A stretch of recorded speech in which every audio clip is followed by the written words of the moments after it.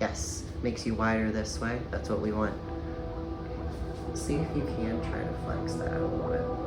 Yeah, right there. And 3, 2, 1. Quarter turn to the right. Alright, see if you remember. Push, push. Turn your toes out just a little bit more. It may help. This one? Yeah, the front foot. Right there. Now twist. Good. Push. 4, flex that. 3, 2, 1. Face the back. Push. Good. Push. Push a little bit more. Right there. 5, 4, 3, 2, 1. Quarter turn to the right.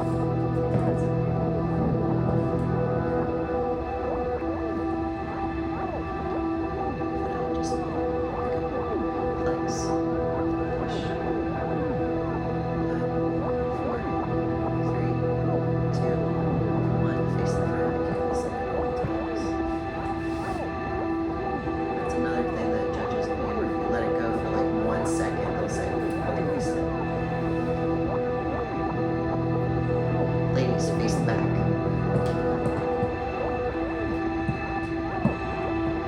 Now push. Take 3 steps to the back of the stage. Then forward. Nice lift. Push. Now listen to my instructions. This is where people screw up. Ladies, face the front. Now walk it back.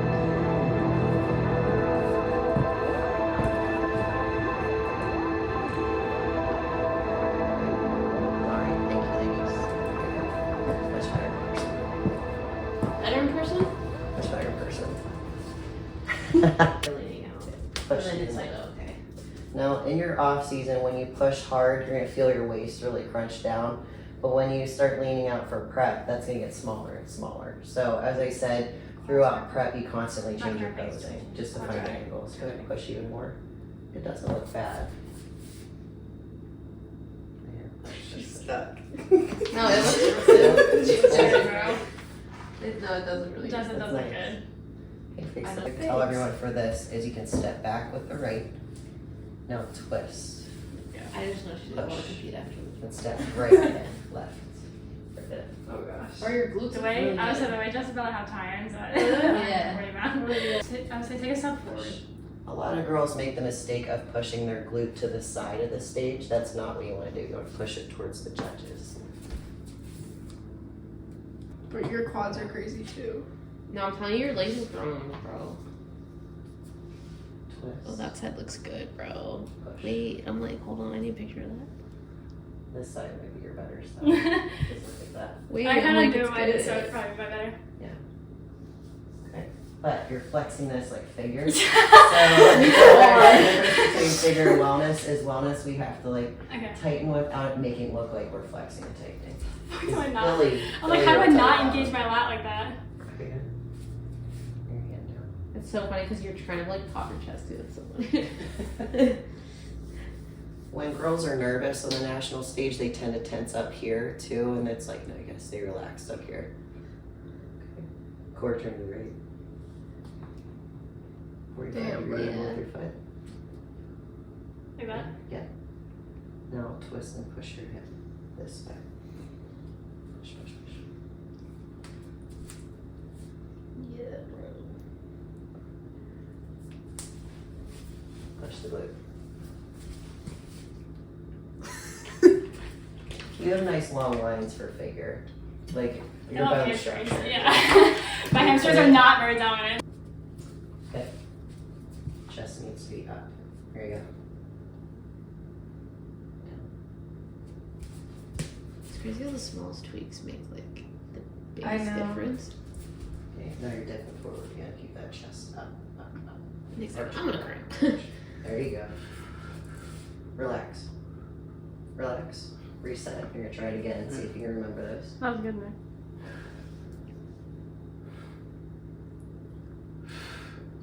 Don't dip forward. Chest up.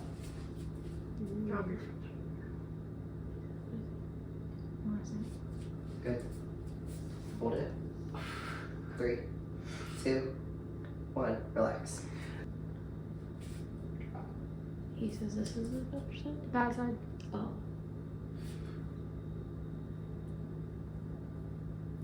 It's so funny how everyone has their one side that they can hold their waist in other. You low-key can hold your waist in really good on both sides. Yeah, I got pretty good core There control you go. on both sides. Well, your waist is like 2 inches big, so Not that's bad.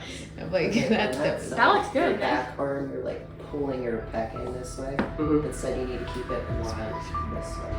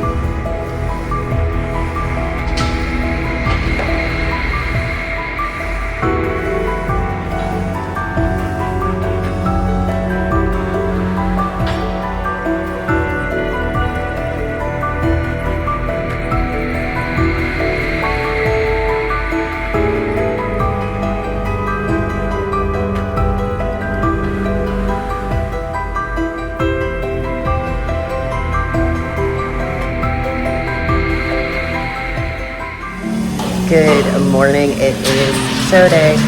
So I'm on the coaching side of things today, and my client Riley, she's chilling out there. But I'm just waiting for my cappuccino so I can get my day rolling, and then it's gonna be showtime.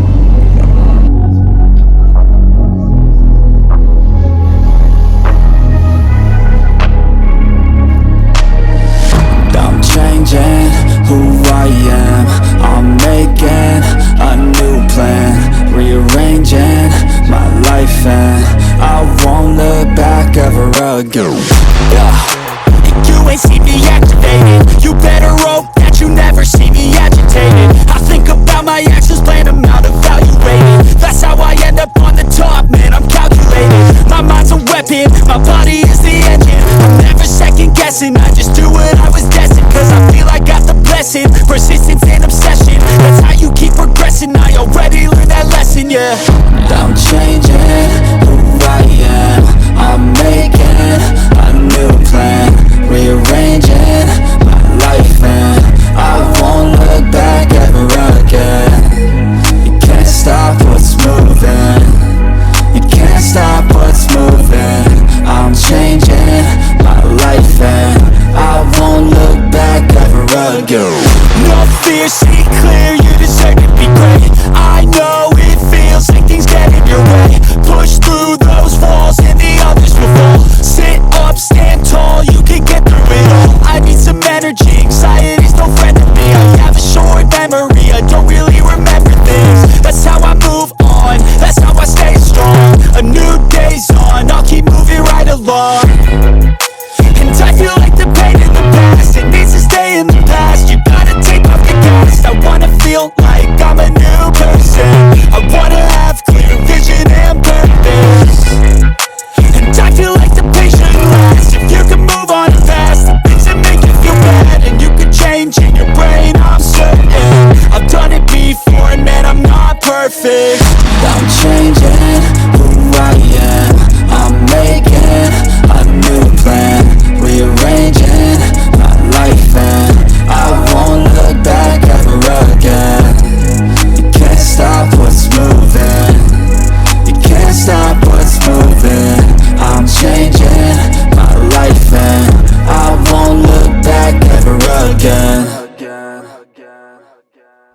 Coming home from coaching a competition this weekend, I had to stop at the grocery store because when you eat as much as I do, you're constantly going back and forth from the grocery store and prepping food constantly.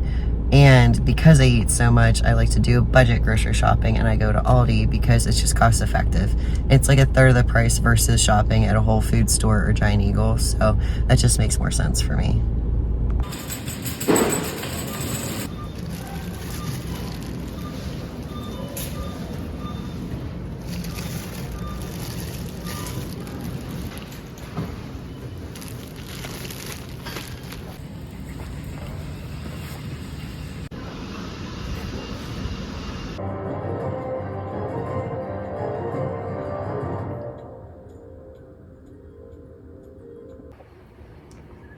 All right, so you guys just got a little bit of insight into what else I do for a living when I'm not on the athlete side of things, but whenever I'm on the coaching side of things. So I know the bulk of this channel is going to be me preparing for the Olympia and life in general, how I'm training, but I wanted to give you the other side of me, a little insight into how I help one of my athletes prepare for a show.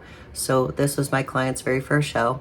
She's in her early 20s, and we had a starting point at 4'11/5 foot, give or take however tall she feels that day. But she started at 130 pounds, and we shaved her down to 101 before we started filling her up. So that's an impressive transformation, especially for her first show. And I was darn impressed and proud of her for the effort that she put in for this show. And I really wanted to be there for her first show, because there are things that can happen leading up to show day and even on show day that you can't prepare for as an athlete. And I've done 17 shows in total from when I started in bikini in my early 20s to now going to the Olympia. So I've pretty much been through everything you can think of, whether it's a mishap or something good that happens. So I could help guide her through some of it, such as the night before a show when you first get your coat of tan on. It's kind of like foundation makeup. You completely are matted out and you don't have the glaze on from show day to really show like where the lines and separation are.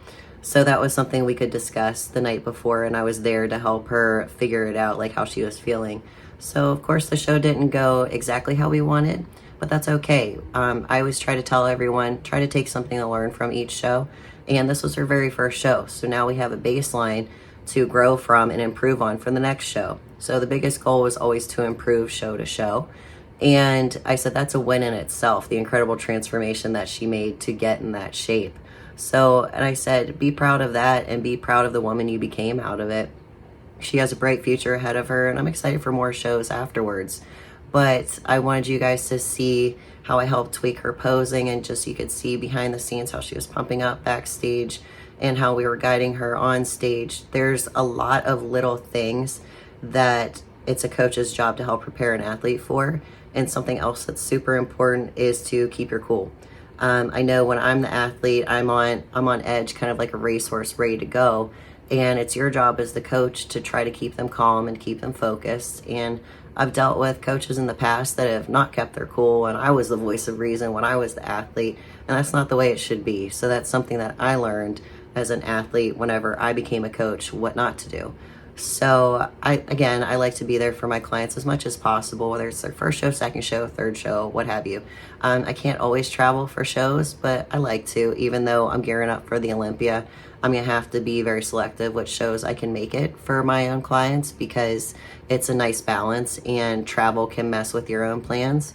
Even this weekend, I had to spend a couple days preparing my own food to travel to Ohio. Even though I was just driving a couple hours, you still have to prepare your food. So even though I was coaching, I still prepared all of my food to make sure I had everything every step of the way, start to finish, so I didn't have to think about picking up something extra from the grocery store or having to cook my food. I had everything ready and I could stay on plan myself. But I hope you enjoyed getting a little insight into what else I do for a living. So I hope you enjoyed this episode of Snacks in the Wild, episode 5. And like and subscribe and stay tuned for more to come.